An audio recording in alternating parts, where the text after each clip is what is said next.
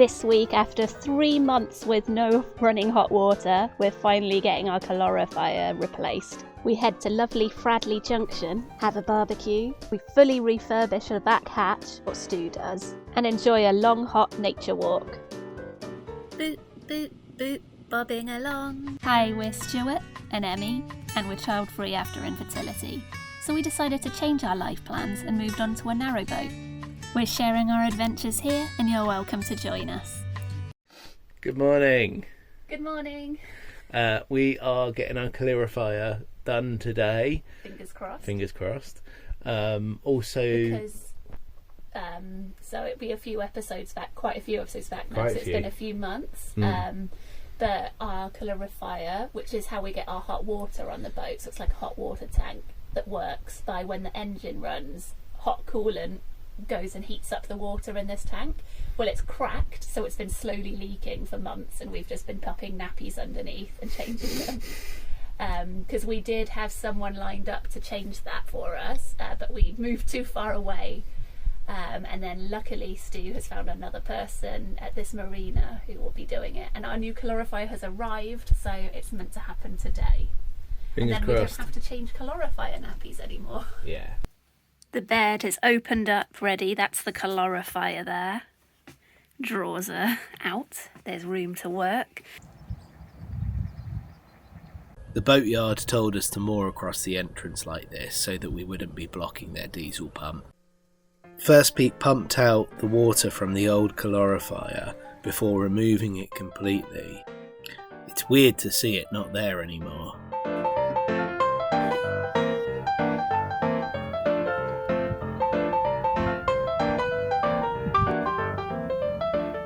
So the new calorifier's in, and expansion tank, which is for releasing some extra pressure so it doesn't explode, as I understand it. I think it just works better with an expansion tank. Okay. Yeah, so Pete, who's putting it in, has gone for lunch, and he's gonna finish it up in an hour or so. And it's looking really nice. It looks really neat. I'm really excited. The new calorifier is in. It looks fantastic. And Pete started looking at the engine for the service. It hasn't really started yet, but he has discovered a problem with our alternator. And there was like fine goldy coloured dust, like glitter everywhere where a part has like started It's just disintegrating. Yeah. So he's looking into that, he's ordering the filters and things, and he's coming back in the morning to do the engine service with us. Well, not really with us, he's just going to do it. But he's been really lovely teaching me about engines. I'm just coming at this from complete ignorance, and he's getting me started. So see you in the morning. The next morning, Pete sorted the alternator and serviced our engine. He was so lovely and knowledgeable, and we felt he did a really thorough job. He also took the time to explain everything he was doing, so we left Narrowcraft feeling really happy.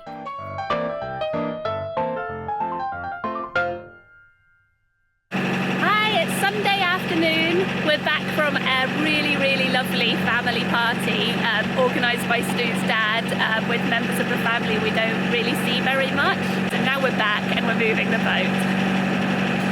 We desperately need to get water, but it feels so good to have a fixed calorifier, serviced engine, have some family time, and now moving after a couple of weeks in one spot. Summer has returned. It's back for 1 week only. Hello there.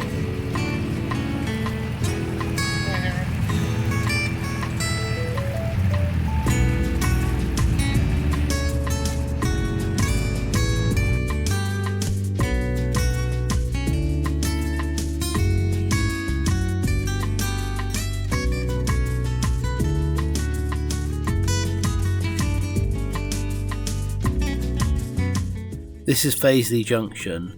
It's the northern turn off to Birmingham, or continuing up north to Fradley. So it's summer again, and we're on the other side of Tamworth. We're going to be here for a few days. We had a slight frustration in that the facilities here that we were heading for isn't a facilities anymore, but it's not too bad. And we'll have a couple of days here and then head over to Fradley. That's how it's pronounced. Okay. Head over to Fradley Junction. Yeah. Well, when we get to Fradley Junction, another new canal. Yay. Hooray!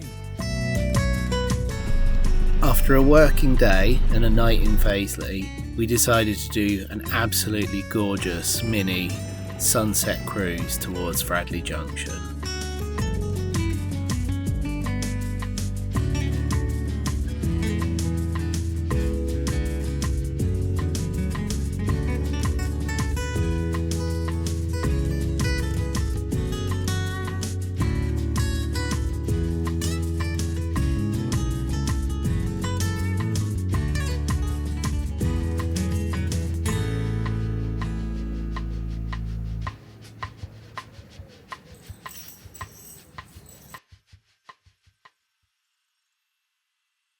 Boop, boop, boop.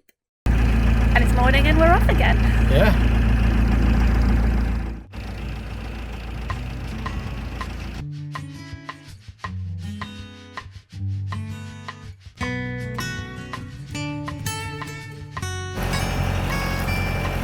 Best not to moor here.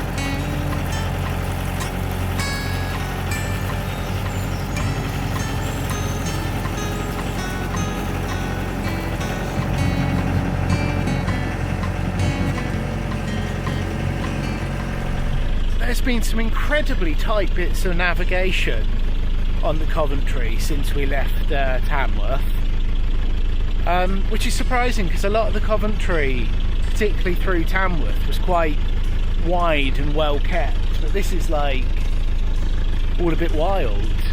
But Emmie is doing a fantastic job. I'm alright when there's no other boats around. We've only just realised that we actually were on the Birmingham and Paisley Canal after Paisley Junction, just for this short stretch, and now we're probably about to be back on the Coventry Canal. Just realised looking at the map, because it's not as obvious as when we went to the Oxford and then onto the Coventry. This is the stone marking that we're changing from Birmingham and Paisley Canal to Coventry Canal, I believe. I can't quite read it. I'd have missed that if I was on my own.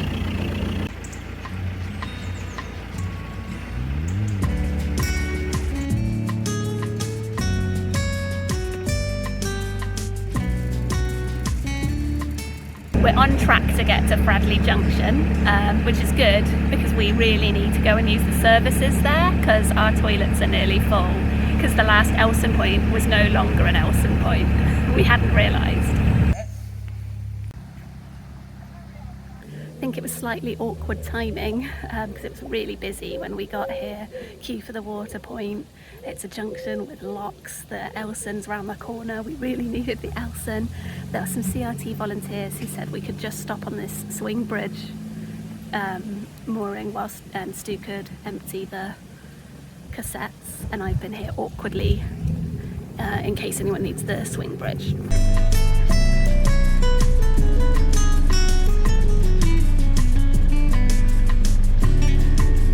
Nice legs.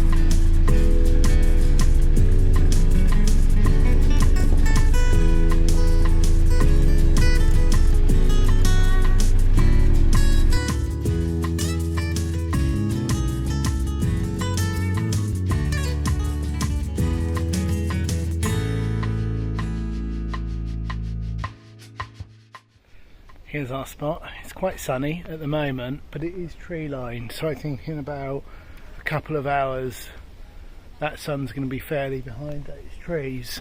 So I'm going to scrape this now finally. It's too hot to paint it, but I'm going to scrape it off once we're in the shade, which hopefully should happen soon. I'll fur tan it and then start getting some paint on it in the morning before it gets too hot. Lovely. There's our hatch cover. The top is actually looking pretty clean. The inside is pretty manky. It's a bit mouldy at the back, the woodwork's all a bit tired, and there's so much paint on these sides. I'm going to just strip it back, but there's so much paint because it's a bit bubbled and there's some proper big rust spots. So I'm going to try and sort that out, and then I might try and have a look at this woodwork inside because that's pretty tired. One thing I do love about Narrowboat life is that, like, you probably can't see it, but like 3 or 4 boats have just come along all at the same time, all wanting to moor here to presumably go down Fradley Junction in the morning to go down the locks, and and everyone sort of made an effort and squidged up and helped out each other to get into the moorings, even though it's all quite tight, and it's quite short as well because it only goes to where we are. But yeah, it's nice. And I also like that everyone's got their own little like section in front of their boat for their little like garden for the night, if you like, and we have got ours going on as well. No. The barbecue smells amazing. Stu's made aubergine, potatoes, sausages.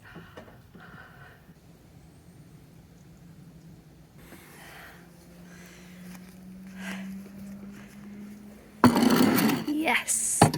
Yes. So good.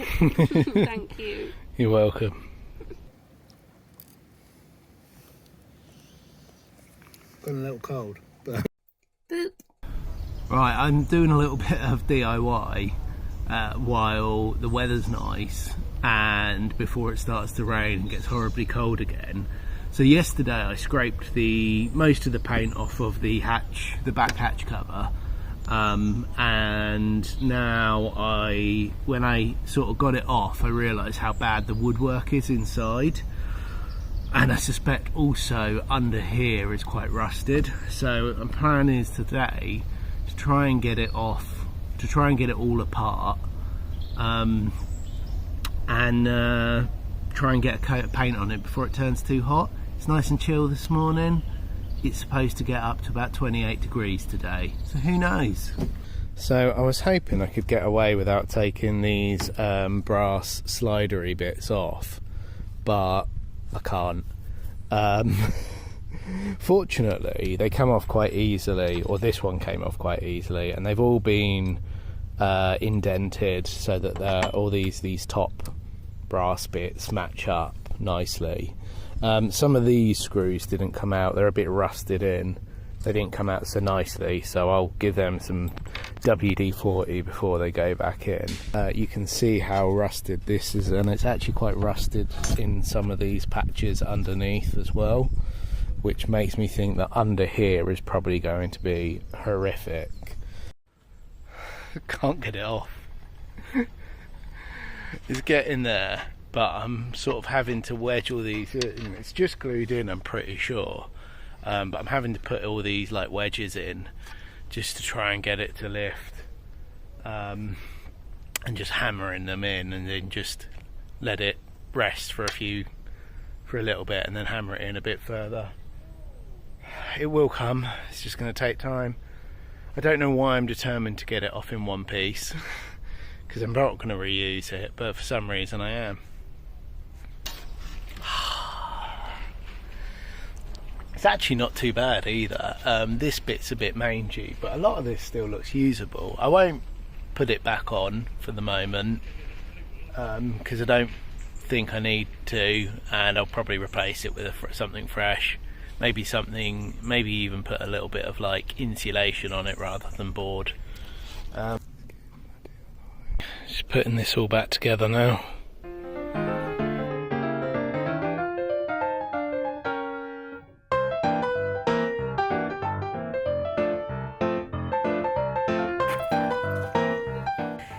Hello from our lovely spot near Fradley Junction. It's been such a lovely place to be during a heat wave under the shade, and I've been catching up with some creative things while Stu's been DIYing, repainting the back hatch cover. Yep. And now we're going to have a restful day together, exploring and having a nice big walk.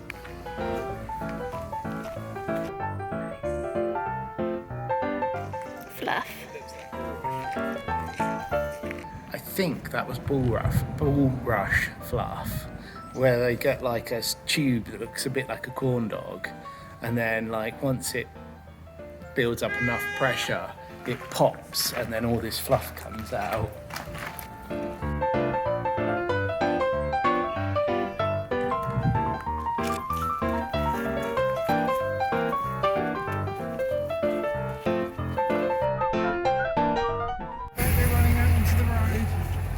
We see the bunny.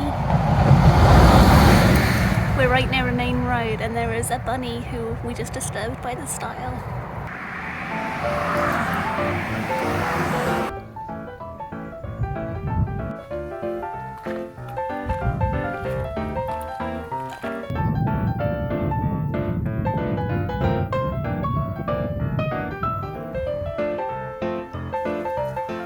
Oh, See? that's quite lush. It's very soft, feel it.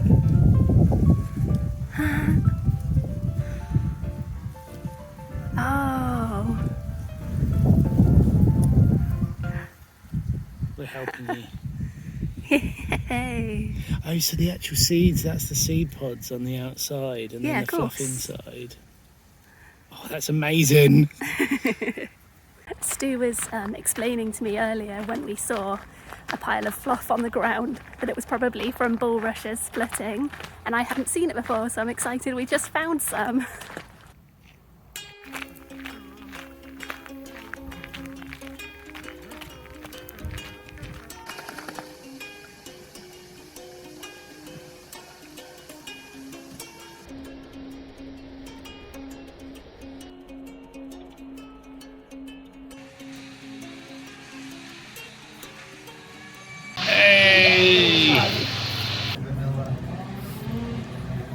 Yours smells good. I'll taste it. Yeah, don't taste mine. Yours bubbled a little bit. What do you mean? The ice cream rocked a bit. Careful.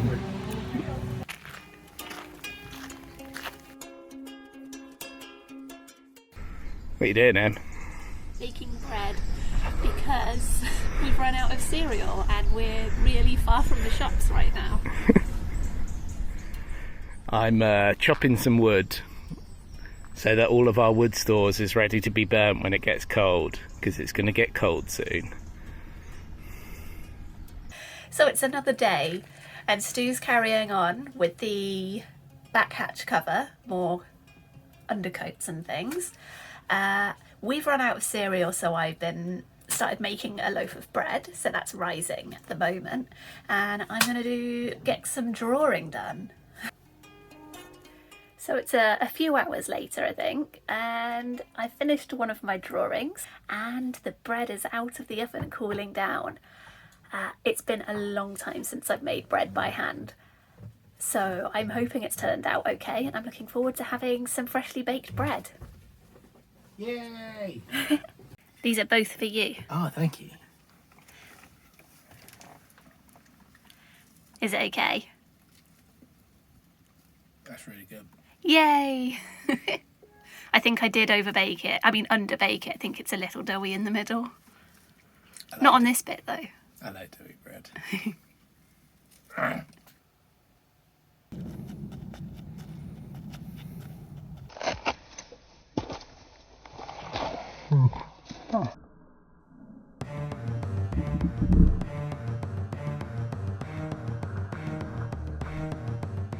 I'm really glad you didn't just fall in the canal. Thank you so much for watching. We hope you enjoyed the video. Please do chat with us down below and we'll see you next time. Bye bye.